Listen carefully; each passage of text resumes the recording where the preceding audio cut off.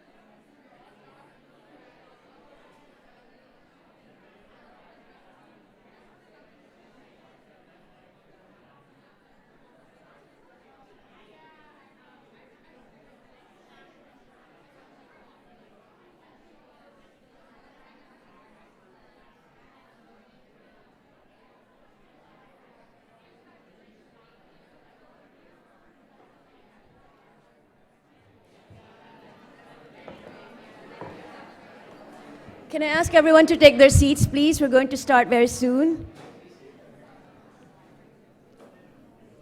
So welcome everyone to our first Hearst new media lecture for this year. We'll have 2 of these lectures.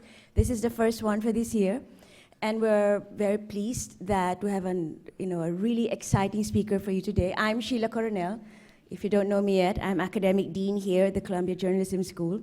We are, every year, thanks to the generosity of the Hearst Foundation, we bring in a new media professional to talk to our students about what is going on in this very disrupted profession of ours. This is the first of our Tuesday Thought Leader series. Nearly every Tuesday this semester, we're going to bring a leading member of the profession to talk about what's going on, what's new, what's changing in this constantly changing media landscape. So the Hearst Digital Media Professional Residence this year is Melissa Bell. Melissa graduated from, not this journalism school, but from Medill 10 years ago. And her career path is sort of typical of the careers of people who joined the industry in the last 10 years. It's a career that's as disrupted as the media has been. She was one of the Washington Post's top most read bloggers, but before that, she helped launch Mint, a Wall Street Journal subsidiary in India, where she lived for 4 years. Then joined the Washington Post, where she was one of the top bloggers and a columnist for the style section. Eventually, she oversaw digital platforms at the Washington Post. And in 2014, she co-founded Vox.com, a new media startup, and became the first person at Vox Media to hold both a technology and an editorial title as senior product manager and executive editor for Vox.com. In 2015, she became Vox Media's vice president of growth, and last month was named the publisher of Vox.com. Melissa is one of the top 100 most powerful women in Washington, according to the Washingtonian magazine, and is Marie Claire's on the list of Marie Claire's top 50 most connected women. We're very honored to have her here. She joins a distinguished roster of Hearst new media professionals and residents who've been at the school, including Krishna Bharat, who's now a member of our board here at the Journalism School. He was the creator of Google News. Venture capitalist Ken Lehrer, Stephen Johnson, who's written extensively about technology and media, Brian Storm, Adrian Holivati. Last year we had the editor-in-chief of CNN Digital, Meredith Artley, to talk to us about the disruption in cable news. So this year we welcome Melissa Bell. Thank you very much, Melissa, for being with us here today. Before I turn you over to Melissa, let me remind you to please hang on after this. We have a reception, thanks to Hearst. It's a wonderful reception at the other end of the hall. And finally, someone lost her wallet. Narval, is Narval here? Anyone know? I think she was on her way back. Yes, so Navraj, yeah? Can I give you this wallet and make sure, see her money is spilling out even as I speak. I might lose it, so. I'll actually be heading somewhere down. Okay, so who's a classmate of Navraj here? Okay, Manuel. We have a good Samaritan here, Manuel. Everyone saw I gave the wallet to Jose Manuel Villa. All right, thank you. So sorry about that. No, it's good. Melissa, please, the floor is yours. Thank you very much. Hi.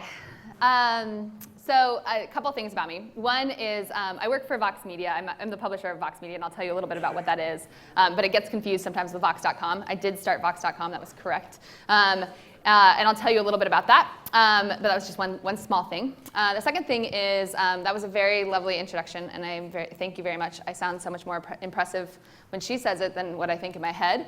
I am incredibly nervous in front of large crowds. You guys look very nice, but you are intimidating as all hell. So if I talk too fast or I'm pacing too wildly, it would make me feel much more comfortable if somebody just said, hey, calm down. I would like this to be a conversation. I would like this to be a discussion. It's much more fun for me if this is not just some weird presentation of me up here talking. So at any time, feel free to stop me. Okay, that being said, I'm Melissa Bell. This is my Twitter handle. Another thing that I'd love for you guys to do is ask me questions on Twitter. My email's on my Twitter bio. If you have questions, sometimes I will actually answer them because sometimes my inbox is very full, sometimes it's not, but I'm happy to talk and answer any questions that you might have going forward. So I work at Vox Media. We love GIFs or GIFs there. We have a constant ongoing battle about how you pronounce that word. I hope that you're all very familiar with Vox Media. If you're not, I'm going to give you a quick TLDR on what that is. We think of ourselves as a technology company, and our product is great media brands that people love. We have 8 different media brands that range from SB Nation, which is a sports site for and about and by fans, to Verge, which is a technology and culture site that tells you about the near future that you're about to start living in soon. Recode, which is a technology and business site. Polygon, which covers video games. Eater, which does restaurants and dining and food. Curbed, which does real estate and architecture. I'm going to get this wrong. It's like the 7 dwarves always. Racked, which does fashion and beauty, the place to go for shopping. And then Vox.com, the one that I launched. Let's see, there it is. Okay, so I apologize for the bad language in this slide, but I'm going to read it out really quickly for you. Sometimes when I read news, like about the Ukraine protest, I wish I could click a what the fuck is going on here link and just get an overview from the beginning instead of some update that assumes I know what the hell is going on. This was a quote that we found on the Secret app. I don't know if you guys are familiar with the Secret app, but this came out a couple years ago. It was an app that let people share secrets online. And when we saw this, we thought this was hilarious because this is actually what we were trying to do with Vox. 3 years ago, I was working at the Washington Post. I love the Washington Post very, very much. It's an incredible institution. They do great work.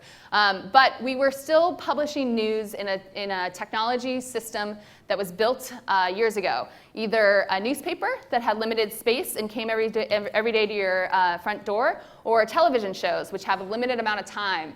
And we had adapted those stories and those formats to a new technology, one that has no limit of time and space, one that you can find a story that was published 10 years ago if you want to, one that you can publish the entire contents of Moby Dick on the internet, and you can have all of that on there with the click of a button.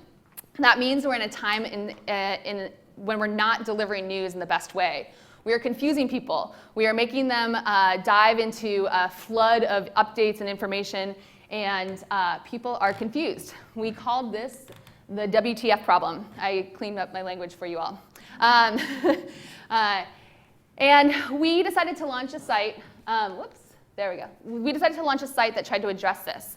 We wanted to launch a site that not only thought about the way that we tell stories, but the way that we tell stories with the technology that we have today. We launched 2 years ago, really, 2.5 years ago. I can't really remember, time goes by fast. And we are a 17 million reader a month site. We have 1 million subscribers to our YouTube channel. We have a suite of podcasts. We are launching a conference business next month, not next week. It has grown much bigger and much faster and much crazier than I could have ever imagined. We started with a team of 10 people. We're now 70 people. Vox Media overall, when I started, was about 150 people. We're now at 700 people. We were able to build a brand that we hope and we think audiences really love and care about in the span of 2 years, because that's the kind of opportunity that we have today in journalism. We really are living in this incredible time of experimentation, this incredible time of invention, this incredible time where in 2 years I can be standing in front of you all as if I know what I'm talking about. Of course, we still have a few problems in the media industry today. We have more than a few WTF problems. There are things that we don't understand. There are things that I don't understand. And I'm sure there's a lot of things that you guys are just learning about and just exploring. I heard some conversation about how to use social media, how many hashtags should you use for every tweet. I know these are questions that are probably first and foremost in your mind right now. They're questions that are first and foremost across newsrooms. And those are small questions. They're important questions, but small questions. We have much bigger questions in the media. How do we sustain local journalism? How do we make sure that we're creating a revenue model in an age where Facebook and Google are dominating ad space? How do we think about making sure that we are being smart about the ethics of live journalism when you can live stream everything that you want on Facebook at any minute, which I believe you guys are doing right now, which scares me. So I don't have all the answers. I'm figuring that all out, but I am going to tell you a few things that I've learned today. And in the spirit of Vox.com, if you don't know it, you should check it out. This is 9 things that you need to know about being a journalist today. So, because I am nervous and I wanted to interrupt this talk and have you all talk to each other, I would like you to sit here for a minute and think. I'm gonna watch the clock. Think for 30 seconds about something that you feel like you're an expert at. It can be as stupid as the fact that you know how to play the harmonica. It can be as brilliant as the fact that you actually used to study patent law. But I want you to think about it, and I'm going to go now. Start thinking.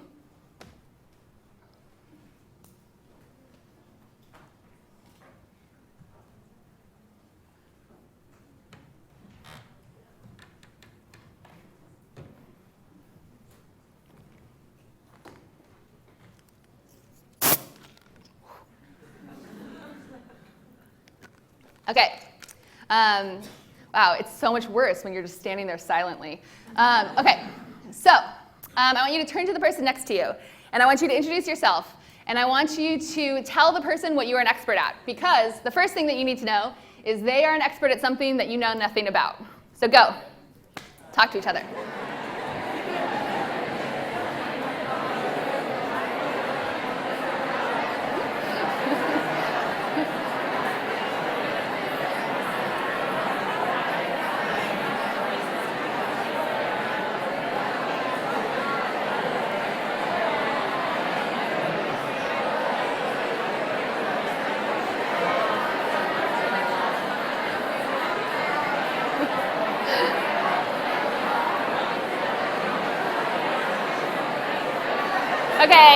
Okay, everyone, woo!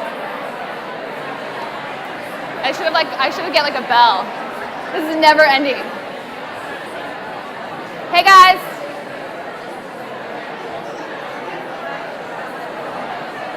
This is more exciting for them than anything else.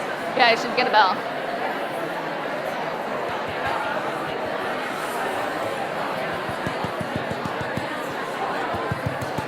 No. Hey guys. Hey everyone. You guys, I'm really happy that you're all talking. I'm gonna be quiet now. Okay. That was amazing. I have no idea what you guys talked about, but that was so much fun to watch. Okay. I promise you that you can start these conversations up again when you're in the reception. Okay, I want just like a couple people to say, what was somebody sitting next to you an expert at? Can somebody shout it out? Yeah. Making the bed. That's awesome. Yeah. I'm sorry? Finding new places. I like that. Yeah. Entertainment writing. I like it. Yes. Being a woman. I love it. It's awesome. Okay. So this is my first lesson about today, being a journalist today. The fact of the matter is that we're all experts at different things in this world, and there is a lot of different skill sets that you need to know about, at least in a cursory way, as a journalist today. This is a group of friends that I made when I was at the Washington Post. There's developers, designers, a graphic designer, a sports editor. They're all goofballs. They now are the chief strategy officer of Mike.com, one of the senior editors at New York Times, the head of product and design at the Washington Post, the chief audience officer at ProPublica. I'm not just sitting here bragging about my cool friends. The fact is that I didn't know these people when I started working at the Washington Post.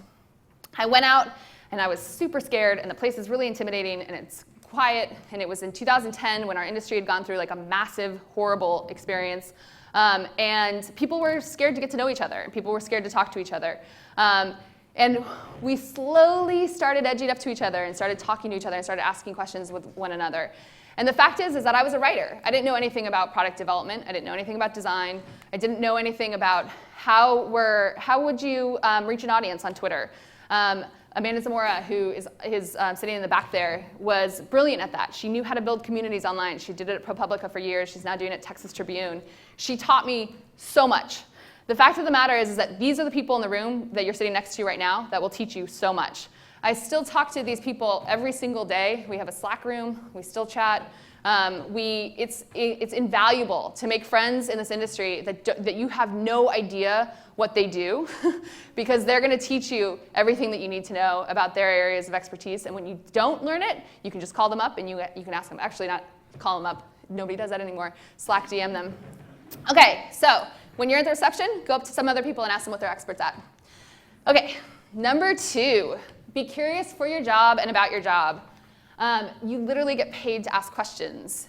And I think that's something that I was struck by when I first started grad school, actually, at Northwestern.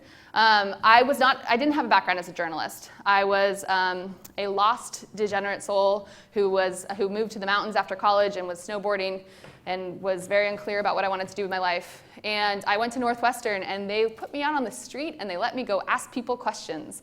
And I, as a nosy person, was incredibly excited that that was something that they thought was a school assignment.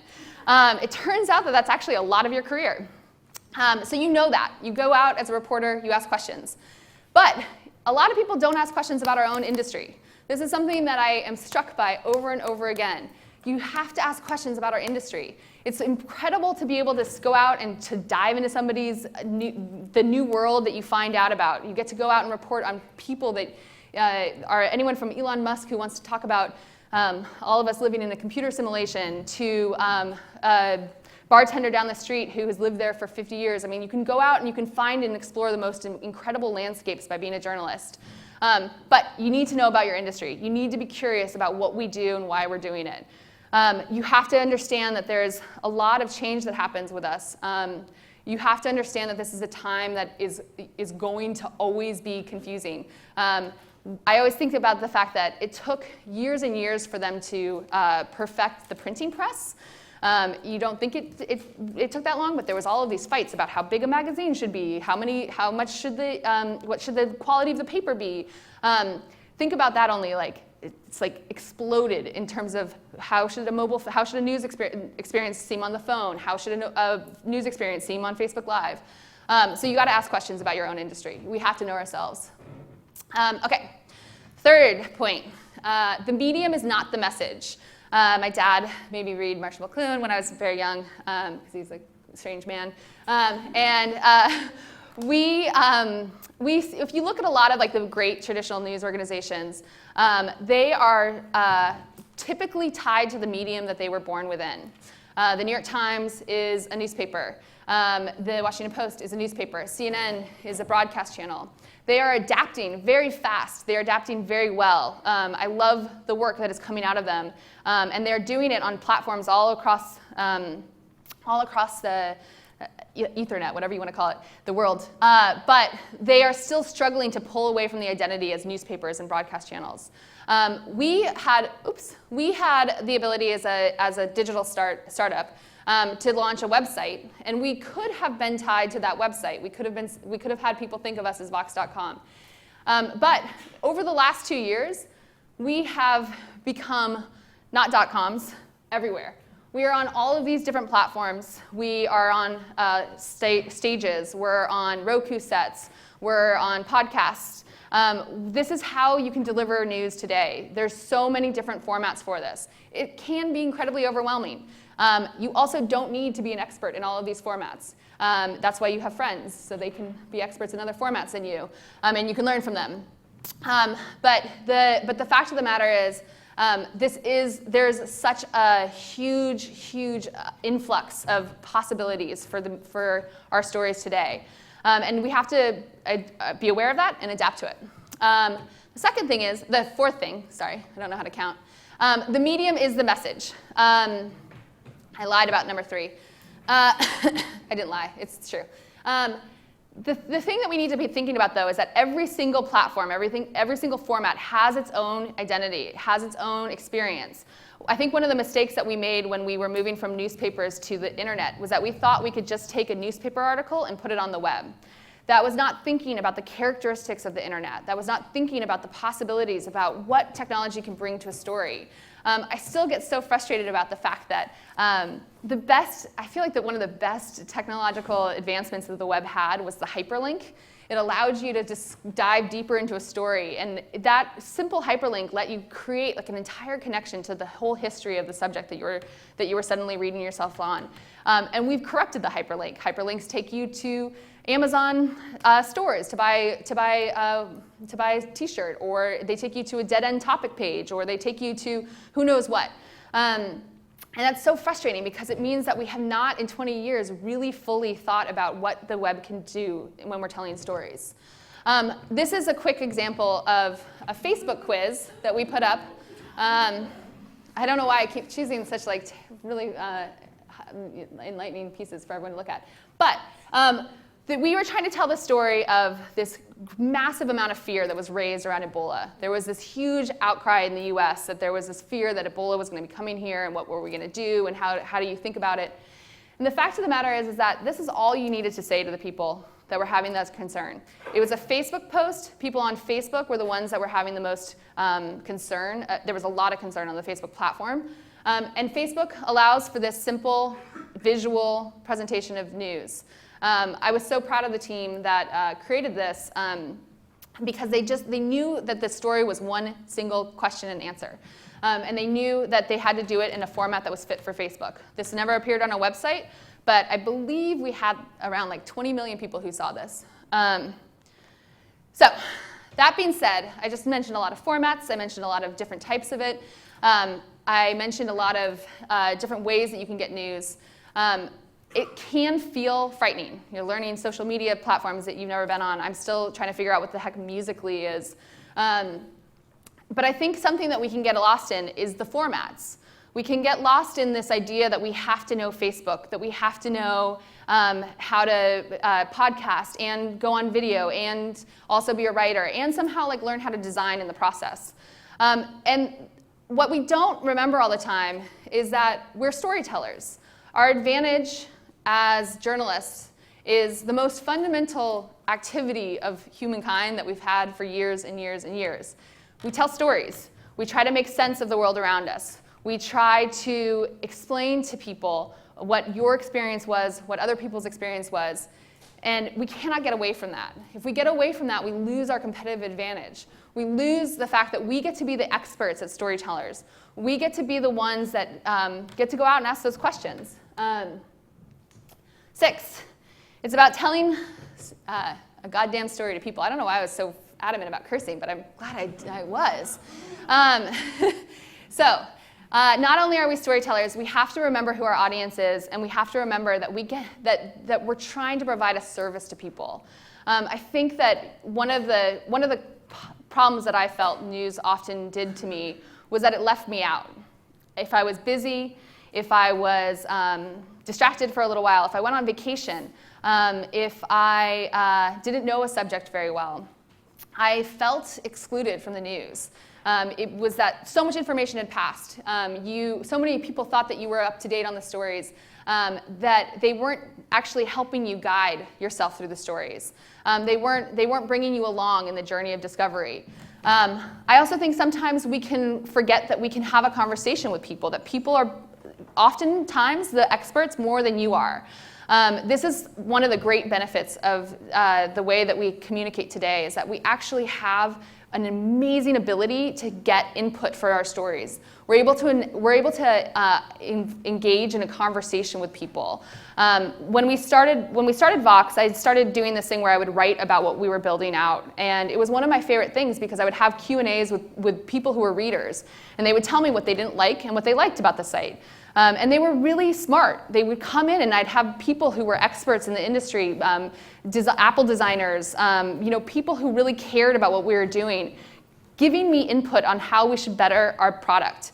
If you open up yourself to the fact that there's people on the other side of your story, and that you're not just a megaphone, you're going to be so much stronger for it. Okay, 7. A story is not a bunch of words. I showed you the quiz that we did. But I do think that more and more today, I'm not sure exactly what your focus is here and what your backgrounds are, but we have to realize that even if our primary medium is text and that we are lovers of words, and I am a huge lover of words, all I really want to do is read Jane Austen and that's it. We have to realize that we're in a visual society, in a visual world. This is a GIF that we created, hopefully you know when same-sex marriage was legalized across the country. And this told the full story again in a very simple, elegant, gentle way. Allowed people to understand exactly what we were trying to convey, that the distance between the start to the end of the process of legalizing gay marriage in America. And this is not just the only type of visual formats, GIFs, even though I keep putting them up on the screen. Photography, video, drawings. We actually had someone who did an entire gender wage explainer the other day and just used stick figures. She was not somebody who had ever had a background in drawing before. Her name's Sarah Cliff. She's one of our best experts on healthcare, and she is only a writer, but she decided to dive in and test out creating a story through stick figures, and it was an incredibly effective way of telling the story. We're all on our small screens these days. We're all thinking about these quick hits of information. We need to understand that this is a visual medium. Okay, 8, size doesn't matter. I have the benefit of working for a company that has experts in design. I have experts in audio. I have experts in video. You are sometimes possibly going to be attached to an organization like that. You could potentially not be attached to an organization like that, and you could be a solitary person out in the world, a freelancer. And it can seem intimidating. There's so many things that the big honchos of the media industry or of the journalism industry have that you don't have access to. But you do have access to really simple tools online. I actually got my start because at the Washington Post I was hired as a journalist because I had a background in journalism, but they transitioned me into blogging because I had a private blog. I didn't know anybody read it. I thought that a few of my friends read it. It turned out that one of my editors was reading it. And that was embarrassing because there was a lot about my personal life on there.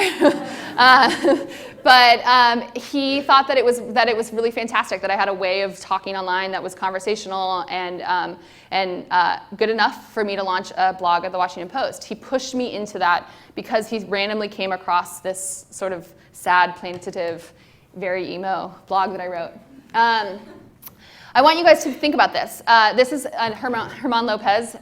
He is one of my favorite writers at Vox. I don't have favorites, but he's one of my favorites. He was somebody who was working for the Cincinnati Weekly when we were first starting. We didn't know him because of the Cincinnati Weekly. We knew him because of his Twitter feed. He was somebody who was using Twitter just on a regular basis, discussing healthcare in America. He was being smart about who he was engaging with. He was being smart about how he was telling and questioning and exploring stories on Twitter.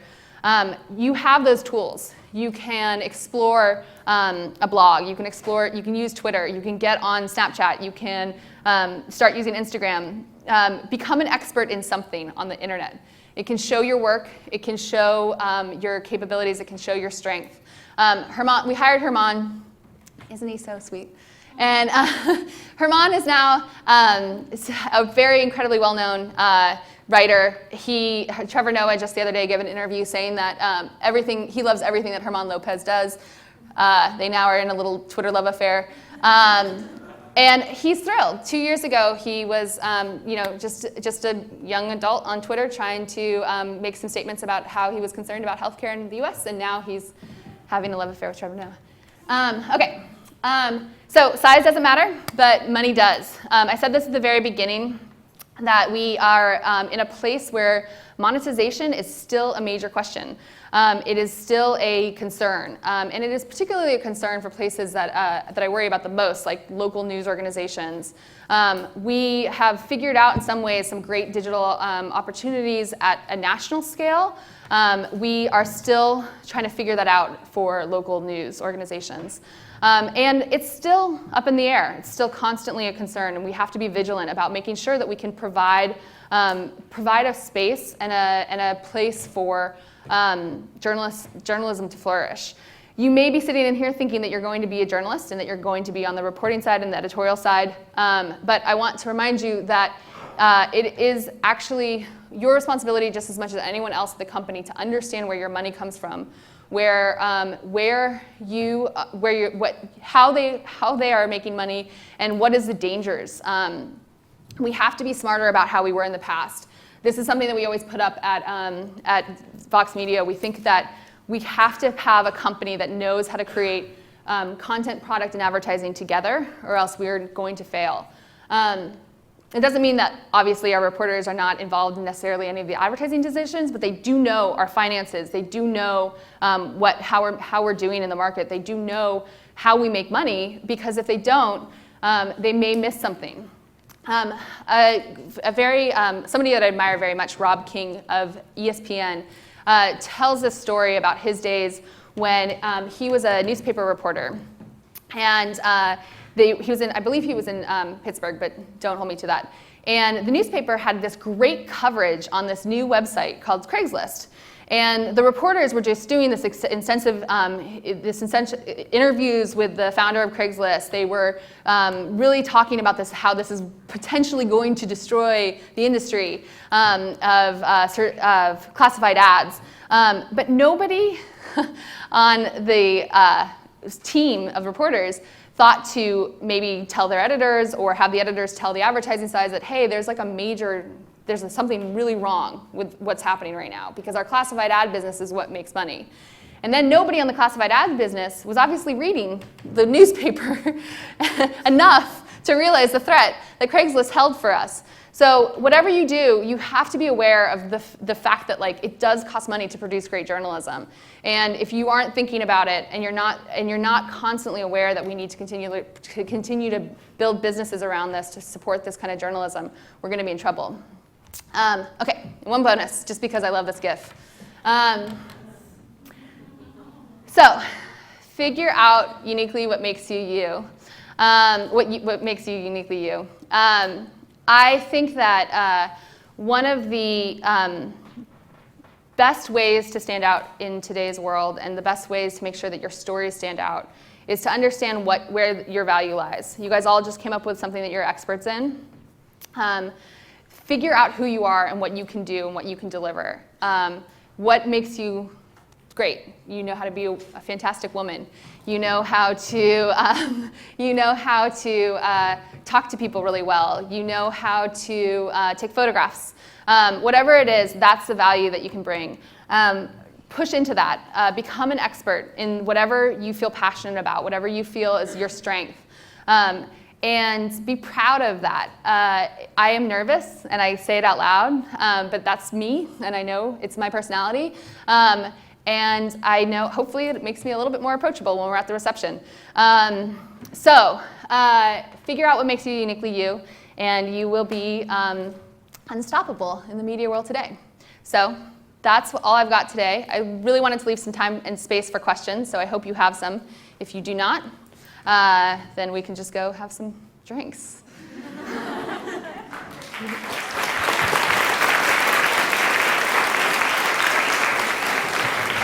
Thanks. There's a microphone in the back. Oh, yeah. If you want to line up and ask some questions back there, I should have given you a warning for that.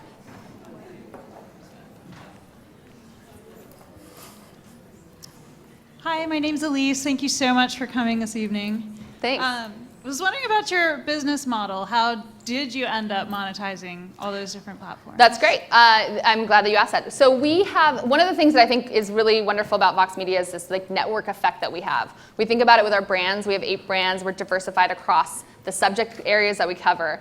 I also think it's incredibly important for us to be diversified on our revenue side as well. We have a number of different revenue streams, and we want to make sure that we're thinking and investing in each one. We have everything from a conference business to a small subscription business to really pushing hard into better ad technology and ad displays with a thing that we call Concert. Essentially, it's creating better ad experiences for the web because we never really explored that when we started out making digital media 20 years ago. We have a business that creates in-house advertising at our company called Vox Creative. I think that, we're obviously monetizing ad. We're not just creating ad technology, we're also selling ads. So those are 5 of our primary revenue streams, but we have a number of small ones. What we want to be doing is thinking about what are the different ways that we can constantly be moving into new revenue models and always have a healthy spread of them, so we're not putting too many eggs in one basket. Thanks. You're welcome. Hi. First, I just want to say I love Vox, so it's really exciting to have you speak with us. And I spent some time in the publishing side at a media company and followed industry news. And I'm sure you know there's like a lot of talk and chatter and controversy and excitement about native advertising. And I know Vox has invested a lot in it. And I'm wondering, A, just like how successful has Vox been? And B, like sometimes I feel like when I read native ads, the quality isn't as like, it's Good. like different. Yeah, it's not as good as like the journalism. Yeah. And I'm wondering, I'm guessing that has to do a bit with like people maybe not wanting to, like the most talented journalists not wanting to write native ads. And I'm just wondering, like, are you talking about that, or how has that been for you guys? So we do have a strong native advertising arm to our revenue model, and I think that a lot of most news organizations today do.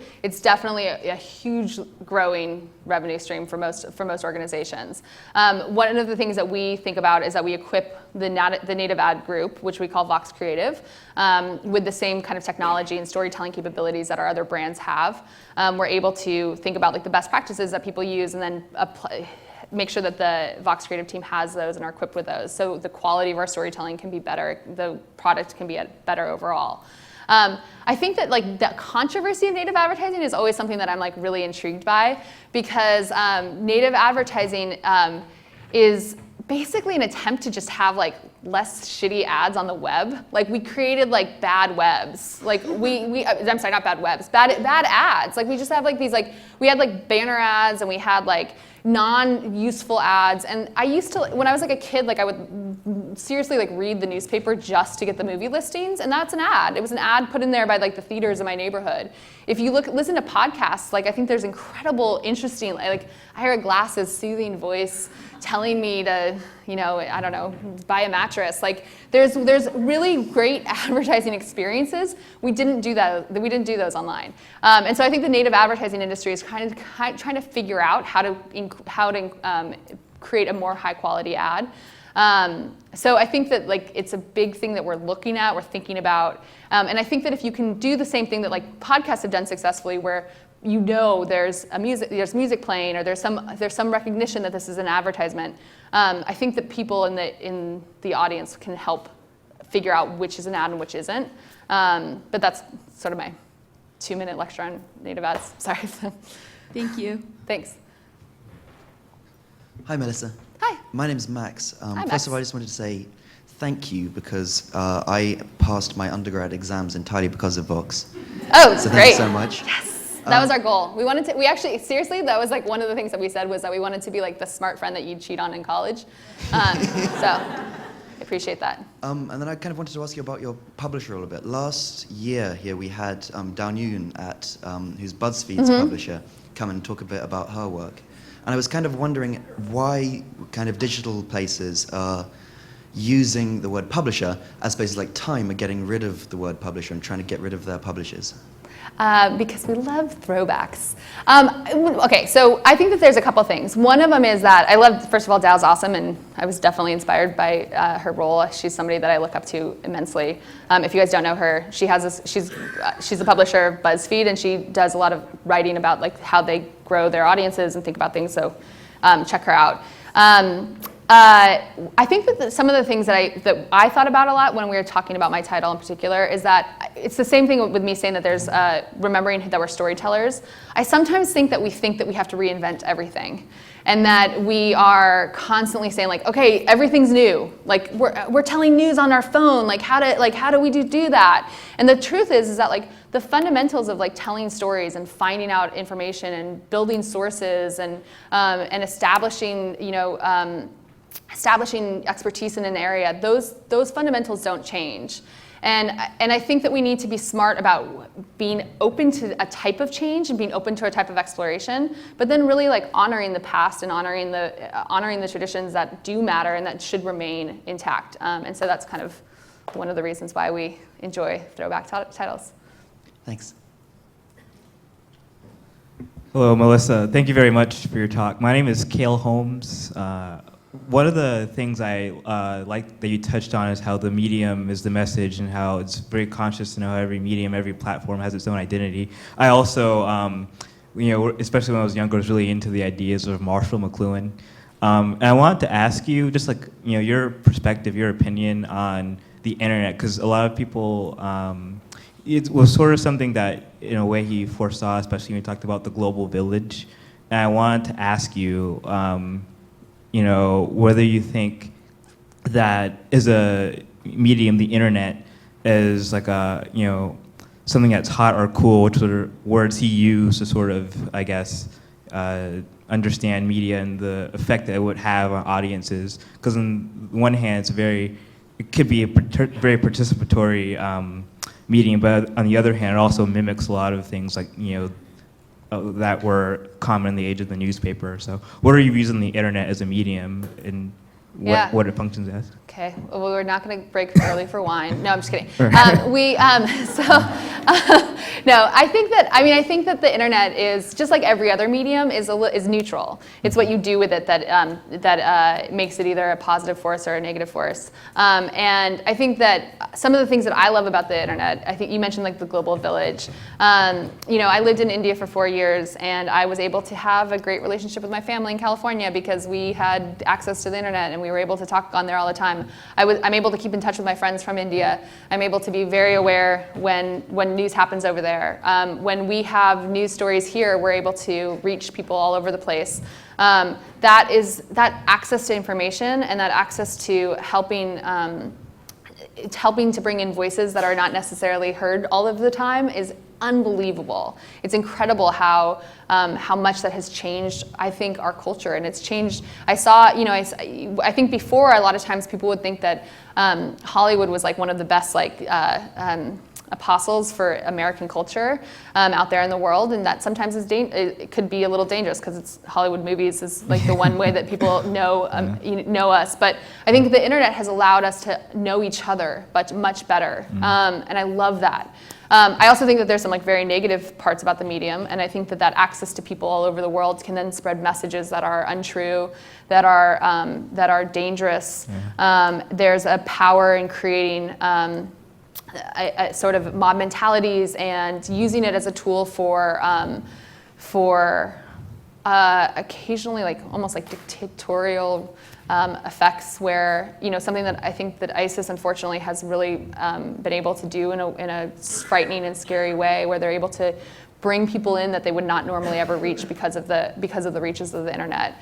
So to me, it's an incredible medium, but there's also a lot of problems, and I don't think we understand it well enough to fix all of them yet. And I also think that a lot of the times the people who are making the internet, the technology companies, are unfortunately building them out in ways that are from specific perspectives, and that's dangerous. I think if you guys saw today, there was a big investigation on Twitter and the harassment that happens on the Twitter platform. And that's because I think that who is building the internet is sometimes reserved to a small group of people, and we need to be changing that. So it's good, it's bad, it's a mix of everything. Definitely, there's a lot of interest in Silicon Valley. Maybe we should study mediums more like Professor McLuhan suggests. Thank you very much. Thank you. Hi, Melissa. I'm Ravi. Thank you for the talk. It was very insightful. My question is specific to Vox. One thing I loved about the website was the fact that you have card stacks. Can you please give us an insight of how you came up with that idea? Sure. Well, we wanted to be the nerdy friend that you cheated on in college, so we thought create note cards. So that's not totally true. We were thinking that we wanted to create like topic resources for people. We were inspired by Wikipedia. We were inspired by the fact that a lot of reporters do a lot of repetitive work. You know, people I think sometimes think that there's a saying at the newspaper, "You're only as good as your last story," and that has a finality to it. It's as if you wrote a story and then that's it. You don't have anything before and you have nothing after. But in fact, the best reporting, my co-founder and very good friend Ezra Klein is one of the experts in domestic policy, and his entire oeuvre of work is built up out of like little blog posts that he's created, little interviews that he's given and then put on his podcast, and he builds and builds and builds on that wealth of knowledge, and then he can come out with this very insightful, important piece that everyone should be reading. But it's because of that work that he's been doing over time. So we wanted to create a resource where our experts would be able to like put all of that information in one place, and then let readers discover the questions that they had. So that's how we came up with card stacks. Thank you. You're welcome. Hi, Melissa. My name is Harry. Hi. Just want to say I'm a big fan. I've been reading The Verge since its launch, and It's the best, yeah. I love Vox and Polygon as well. So Good. I think design is one of Vox Media's strong suits, and I noticed all of these sites have very different designs. So can you talk a little bit about how they design specifically to target their audience? For example, what is behind the yellow of Vox.com? Sure. So you mentioned 3 sites, and this is something that I was going to say, but I forgot. One of the things that we really believe at Vox Media is to create really strong brands that are individual. So people know us as Vox.com. People know us as The Verge. People know us as Eater. Those audiences sometimes overlap, but sometimes they're incredibly unique and individual to the brands that they care about. And it's not important. It's nice when they know all of our brands and when they're fans of 3 of them. But we want them to have their own individuality. They want their own identity and their own audiences. So one of the things that we think is important in that is how we message out our identity, and design is hugely important in that. How do we tell you who we are when you can see us? Sorry, this is a boring screen to be on. This is a much better one. Okay, so how do we tell you what's a way for us to be acknowledged? The fact that I put yellow on here is a hat tip to Vox. The way that we thought about it was that we did a competitive analysis of other news sites, and no news sites used yellow. We saw that everyone was using reds and blues and sort of like these serious important messages, and we wanted something that was a little fresh, a little bit different. We wanted to be approachable, and then I also loved the play on like the fact that it was like a highlighter color, and so if you are trying to bring clarity to something or you think something is important, you would highlight it. And so that color to me was sort of an embodiment of what we were trying to do. And we think about that with each one of our brands. What matters to The Verge? The Verge is a little punk rock, a little rock star. They want to talk about the future. So they are, in my mind, they're hot pink. And so we think about that with each of our brands. We want to make sure that there's like a real close connection from like how you see it. It's also really important in the medium. If you see just a Twitter feed and all you get is that much space, you got to figure out how to make sure that people know you right away. So, thanks. Hi there. So my question is, you've hit a lot on kind of how you're trying to make the news accessible and clear to a lot of people, but do you ever worry that you go kind of too far in the other direction, like dumbing it down, oversimplifying, or how do you like? I don't know, you got to tell me. No, I mean, I think that is. So no, I don't think so. I'll be more direct about that. I think that there's entry points that people can come into. I think about knowledge as a spectrum. Sometimes you can come into a story and you need a little bit of information because you're brand new and that's all you want. Sometimes you want a deep dive. We try to provide all of that for our readers. We did a study early on at Vox where we had 2 different formats. We had a writer who wrote 25,000 words on the King versus Burwell Supreme Court decision. That same writer took some of the most condensed and concrete information that was in that really large in-depth explainer and created an article that was King versus Burwell in 500 words. There's some people who want to read all 25,000 words. There's some people who want 500 words. They want to know just enough to be able to feel informed about something. Hopefully those people, when they get a little bit of information, will dive deeper into the subject and learn more. That's sort of the progress of learning. But we also want to understand that people are busy. People might just need 500 words. When we posted those 2 stories, what was actually really phenomenal was that we saw about the same amount of traffic, and there was very high traffic to both of those stories. And then we did see movement from the 500-word story to the larger story. And that made me really happy. We want to bring people in. Some people may think that the 500-word story is simplification, but to me, it's an entry point for people who may not be able to walk into a 25,000-word story. Thank you. You're welcome. Hi. Hi. This is like my daily struggle. Hi. I'm just gonna. Hi. Do. Thanks a lot. That was very insightful and inspiring, especially because I read Vox. So Great. Yeah. My name is Samira, and I'm from Bangladesh. And what I'm about to ask you is maybe a purely cultural thing, but well, I have 2 questions. Yes, we do Firstly, curse as much in the U.S. No, I'm just kidding. Sorry. No, so in Bangladesh, the media is very print-oriented. There hasn't been the advent of new media or digital journalism, as they say, and it's something I really plan on starting once I go back. And I was wondering what would be your advice to someone who plans to start it, especially in a country where this isn't popular yet. And also, in terms of funding, advertising is something that really controls the media there.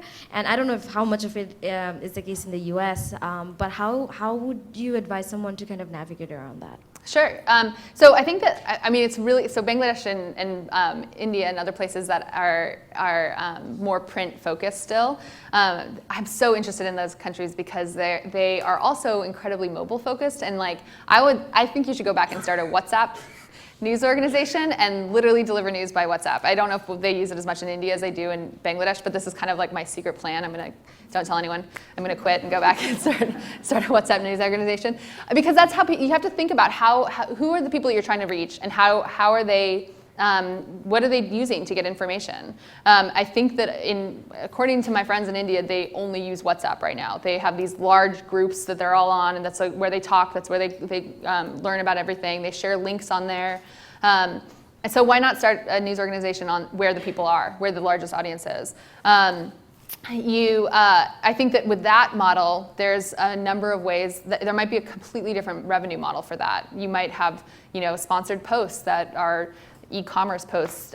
You might have a crowdfunding system where you ask people to, like NPR does, where you have sort of like audience fundraising. There's a lot of different ways that you can approach that. I think there's a list, I wish that I could remember the name of who wrote this, but somewhere you can Google, thanks to Google, you can Google 76 revenue models for the digital world. And there really is 76 different types of experimentation happening. There's probably more, but there's a bunch of different ways that you can approach that. Just a quick follow-up. I keep hearing this a lot for journalists to join WhatsApp groups. How exactly is that done? Do you have I can show you my WhatsApp, but it's probably, I'll show it to you at the reception. Okay. Thanks. Hi there. Thank you so much for coming tonight. I think you're totally right in the sense that there's a lot of room for experimentation in journalism. And I'm sure you guys did a lot of that at Vox Media. So for you guys, what were some of the experiments that went wrong? Some of the mistakes and the lessons that you guys learned from those experiments? That's like one of my favorite questions. I think it's so important to talk about the mistakes that you make and to be proud of them. And to turn them from mistakes into lessons, because they really are. You build your career off of the mistakes that you've made, and then you get better every single time, and you get smarter every single time. So a couple of mistakes that we've made, well, a very easy one was we launched without a copy editor. And it turns out that as wonderfully talented as my colleagues are as writers and reporters, you need people to copy edit your work. And we were small and we didn't have a large staff, and we wanted to hire people who would actually go out and find the stories and report for us. So we were very we were young and brash, and we thought, who need, copy editing, the web is so fluid, and we can swing from the hip, and that was a mistake. So we learned from that, and we have built out a very strong editing structure, and we have really changed the way that we approach that. So we learned quickly, we found an incredible copy editor, and now have a group of them. So that was one mistake. Another mistake was in terms of a product mistake that we made. I think that a very simple one was, let's see, let me think about what was a bigger one than that? We redesigned the homepage after we launched, and it was really fun to play around with the new homepage design. We had some theories, we had some thoughts about it, but we were investing in a homepage that was already working. We saw a loyal audience coming to our homepage, and it was working, and people were finding stories. We didn't need to reinvent the wheel. We should have been experimenting with more partner platforms, and I spent 2 months. Having all of these very long, in-depth conversations about how we wanted our homepage to look. And it was good. We launched it. It improved traffic a bit. It improved obviously our audience went up, so it wasn't a huge mistake. It was successful in the short term, but I think it was a waste of our time in the long term, because we could have been experimenting more with creating a transcriber for our video team. And so that's something that I think about a lot, is when something's working, keep improving it a little bit, but make sure that you're thinking about the things that are not working and how can you improve there. So those are two. Thank you. You're welcome. Hi, Melissa. Thank you for sharing. My question is, how do you feel the difference as the role in the past as an employee at the Washington Post, and then now you as a co-founder at Vox.com? And have you ever had any different opinion with your co-founder and your friend? Yes. Yes, many. So the first question is, how do I feel different? I think it's very easy to complain about your boss that doesn't understand you, and the system and the man, and then suddenly you become the man, and then you are like, wait, everything's great. I can't believe you're complaining about stuff. So that's a big change. I think that it's been really rewarding to me. I think that this is personally being a woman in a business environment is always a little scary, and it's not uncommon for me to be in a room full of men. And I think being in a place where I was actually put in charge and given sort of other people who believed in my ideas and believed in my mission, that gave me great strength and confidence. And I really felt rewarded personally from that. And I want to make sure that people know that is not something that always happens, and we need to make it happen more often. But I think the big change is that I felt like I suddenly didn't have to think about my gender in the same way as I did when I was an employee. In terms of conflicts with my co-founders, we have had many. And I actually credit them in teaching me how to fight well. I think that you have to learn how to fight to come through a resolution that is better at the outset. You have to have partners that you actually disagree with, because that makes your idea stronger in the long run.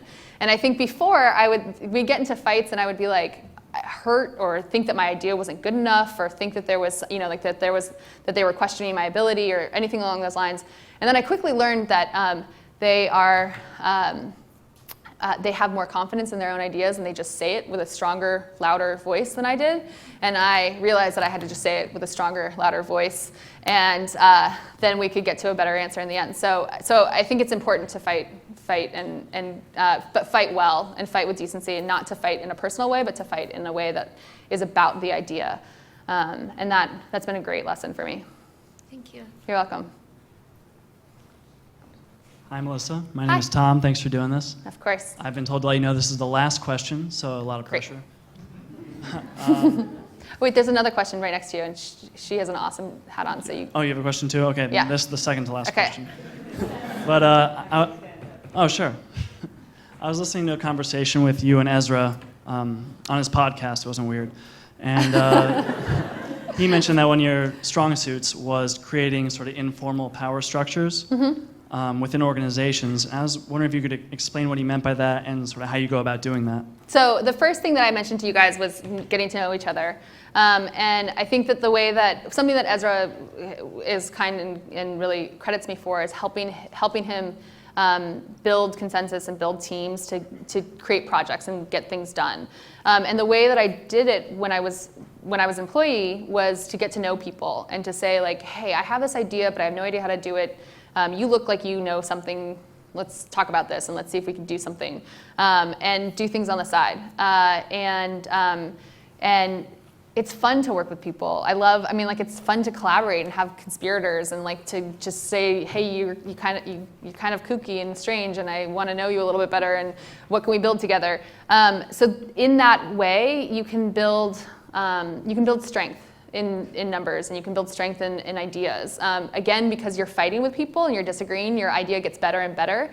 And so when you finally deliver the idea to your bosses or to a larger group, it usually is a pretty good idea. It's gone through kind of that process of like brainstorming together. So that's really that to me is, I think, the best, the way that I feel like I've succeeded in my career is because of the fact that I've been able to like get to know really creative, talented people, and figure out what they want to build, and tell them what I want to build, and then hopefully come up with something together. Thank you. And here's the last question. Okay. The best for last. Just a quick preamble for everybody. So I stumbled in here, kind of. I was across the street at the Harlem Week and so forth. So an attendee told me they were coming here, and I said, oh, let me go there too. Anyway, so that's why I'm here. I'm very glad. My name is Alice Labrie. I'm former U.S. Department of State Foreign Service, former TV producer, former trophy wife, and op-ed writer, published, including on Rush Limbaugh. I want to say that I see another Tina Fey here. I think you should write and deliver comedy. Have you thought of that? No. I think you... Don't you agree?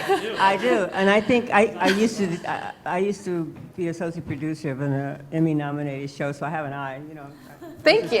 Well, after I start my WhatsApp business in India, I will take you up and go apply to SNL. No, you have to start. You have to create it and write it, and you can write for comedians, other ones, but you can deliver it and be the star yourself. Okay. Move fast. Thank you. I appreciate that. I appreciate that very much. And I thank you guys so much for being such a supportive and wonderful audience.